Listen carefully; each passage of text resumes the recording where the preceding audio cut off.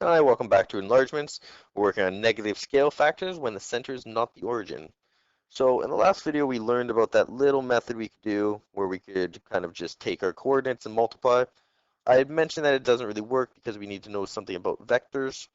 So I'm going to take a little bit of a kind of show you a little way to cheat around the system. So not really doing vectors, but not really doing coordinates and not having to draw our lines as before. So I've marked our center here at -2 and 1. Okay, so just like before, I'm going to choose my points, and instead of just doing that, I'm going to actually label them like I did with our last method. So we have A, we have B, and we have C. Okay, I've labeled those in red right now. Doesn't really matter what color. So from our center to point A, okay, so from our center to A, I'm going to give it what the directions move. So we moved up. So we could actually, let's just use words. We moved one up. Okay. With B, what did we do? Well, we moved one up. Let me just put these in brackets so I don't get confused. So one up, and then we move two left. Okay. Then same thing with C. We actually moved three up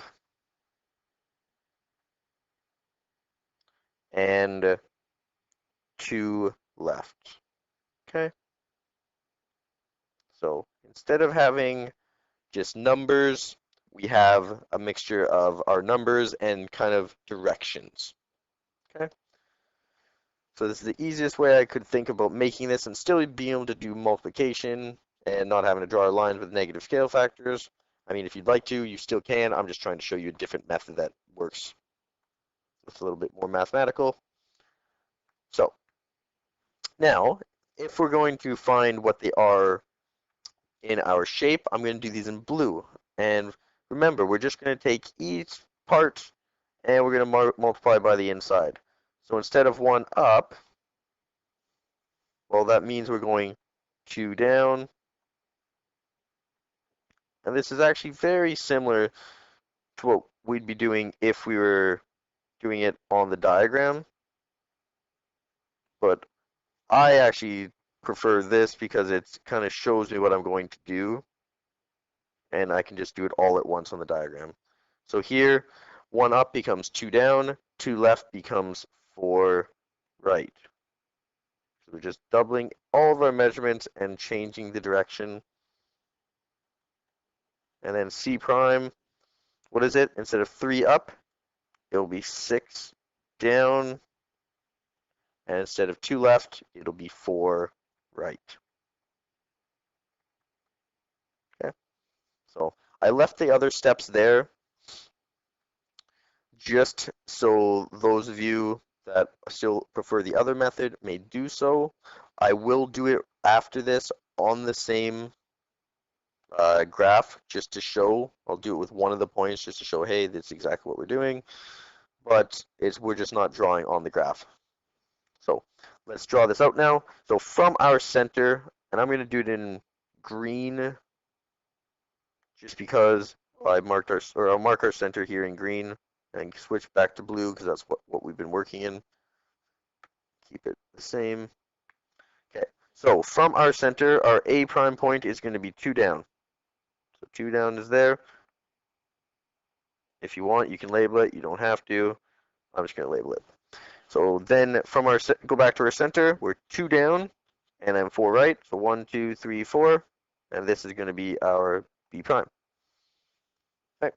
So next, let's do our C prime. So we'll go back to our center. We're going down six. So one, two, three, four, five, six, and then we're going four right though. So one, two, three, four. Now, as always, let's connect our points.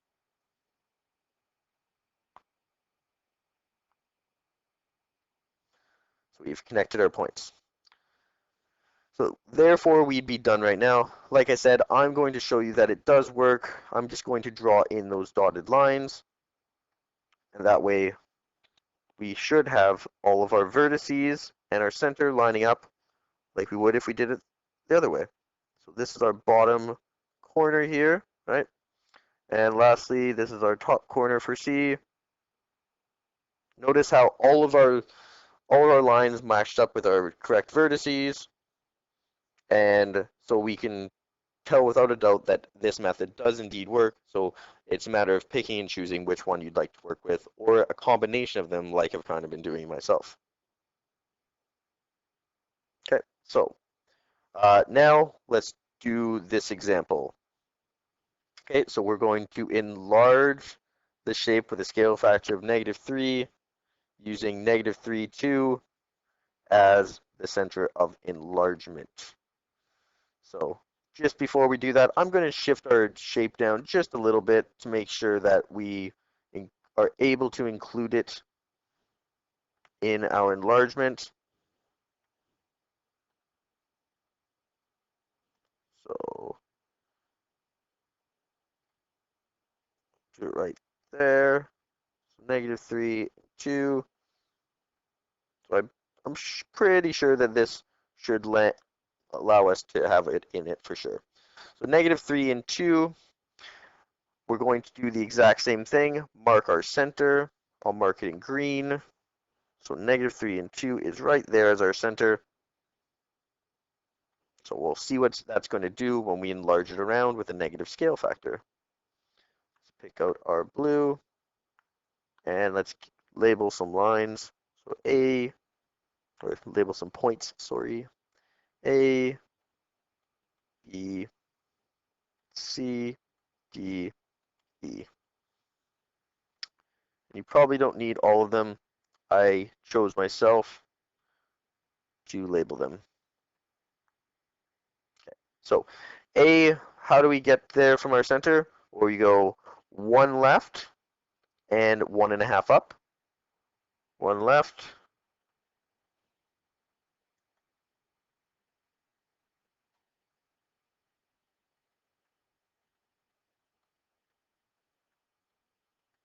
1.5 up. Apologize for the slowness of my pen today. Then for point B, we're going 1.5 up because it's at the same height from our center as A. It's 1.5 up. But now we have to go one right.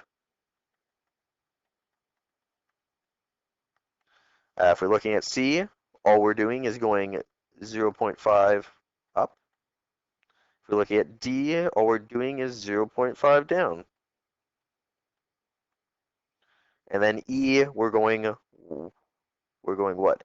0.5 down, but we're also going one left. So one left and 0.5 down.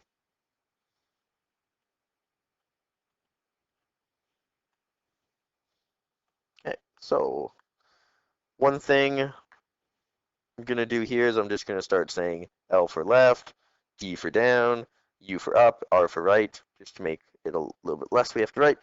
So if we're looking for all of our prime functions, we are just going to take that scale factor and multiply by each number individually, and then swap the direction. So left becomes right, right, left, up, down, up. So one left becomes 3,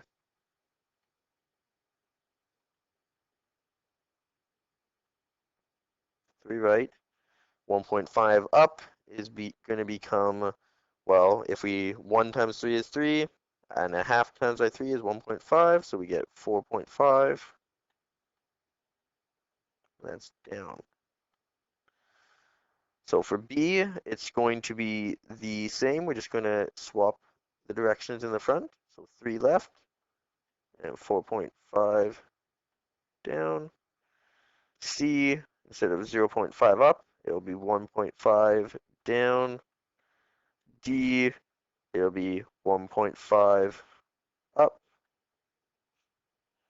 So it looks like those two will probably just end up swapping each other. And then here, instead of 1 left, we're going 3 right. And instead of 0.5 down, we're going 1.5 up. So now it's the fun point of actually plotting these from our center. Remember, we're plotting from that center green dot. So we're going 3 right and 4.5 down. So 1, 2, 3 right and 1, 2, 3, 4.5 down. So this would be our A prime. Then from our center, we're going 3 left. Oh, well, we're actually outside of our zone right now. We'll just keep going with it because you might have bigger graph paper. I cut this off to save room. So 3 left, and we're going 1, 2, 3, 4.5. Should be right around there. Then from our center, we're going 1.5 down. So 1.5 down. From our center, we're going 1.5 up. So 1.5 up. And then from our center, we're going 3 right, 1, 2, 3 right, and 1.5 up. So 1.5 up. So here, let's now connect our lines.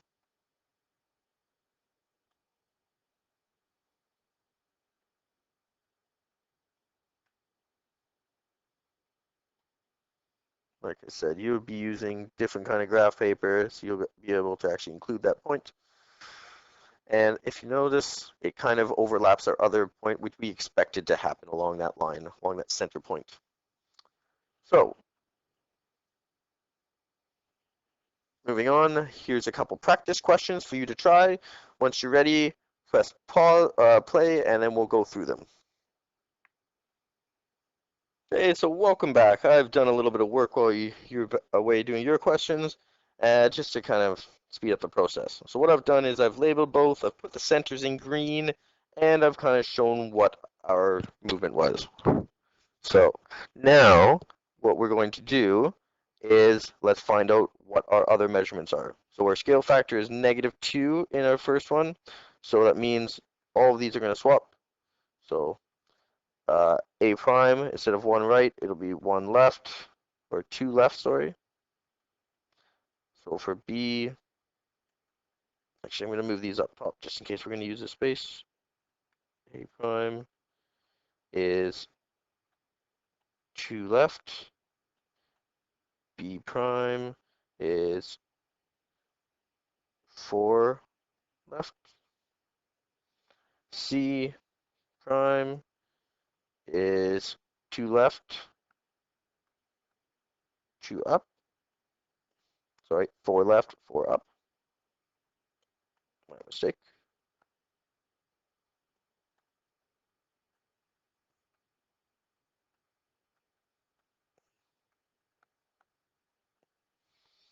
And then D prime is just 4 up. And lastly, E prime is 2 up.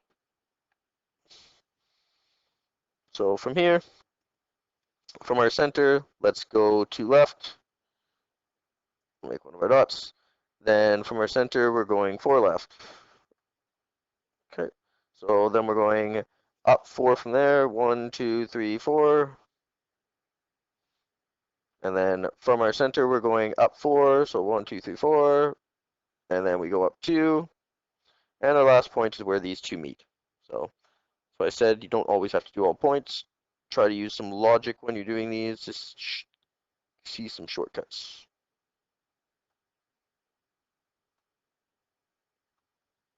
And there we are. So we got our first one done. And we're going to do the exact same process with our other one. So let's find our matching points in red for these guys. So our matching points, we actually only have to do 2 because A doesn't change. What do we call when it doesn't change? Remember, this is invariant, so we don't actually have to do it.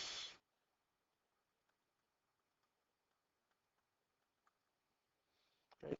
So it's invariant. So now we're going to write B prime. I'm going to do it down here. We're going to times by -3. So that means that these are going to turn to 6R and 6D. And then C prime is simply 6L. So with C, let's do that first. It's easy. C prime, so 6L. So we're going 1, 2, sorry, 6R. Forgot to change my direction. Be careful. So we're going 6 to the right. And then for the other one, we have to 6 right and 6 down, which will leave us right in the bottom right corner. And then we can draw our lines to connect.